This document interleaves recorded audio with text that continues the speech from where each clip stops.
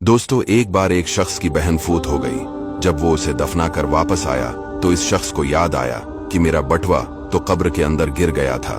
तो वो शख्स अपने बहन की कब्र पर आया और उसको खोदना शुरू कर दिया ताकि अपना बटवा कब्र के अंदर से निकाले।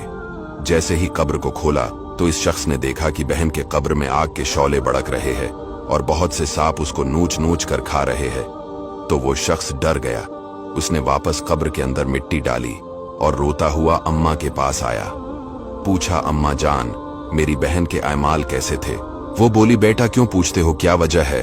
तो बेटे ने कहा, अम्मा जान, अपनी बहन की कब्र में आग के शौले भड़कते हुए देखे हैं। ये सुनकर मां रोने लगी और कहा, अफसोस, तेरी बहन नमाज तो पढ़ती थी मगर नमाज में सस्ती करती थी और नमाज के औकात गुजार कर पढ़ा करती थी, यानी नमाज कज़ा करके पढ़ा करती थी।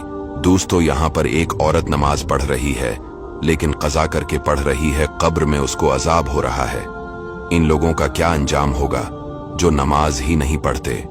हमें भी पांचों नमाजें शौक के साथ मस्जिद में बाजमात अदा करनी चाहिए और नमाज में हरगिज हरगिज सस्ती नहीं करनी चाहिए। दोस्तों, जहन्नम में एक वादी है जिसका नाम गई है, जिसकी गर्मी और गहराई सबसे ज्यादा है।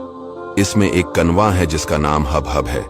जब जहन्नम की आग बुझने पर आती है, अल्लाह इस कनवे को खोल देता है जिससे वो यानी जहन्नम की आग बदस्तूर भड़कने लगती है।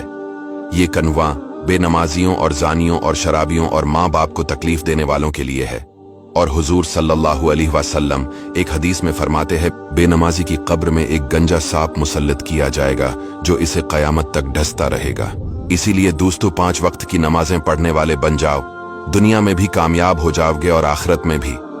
सिदका जारिया की नीयत से वीडियो को शेयर जरूर कीजिएगा।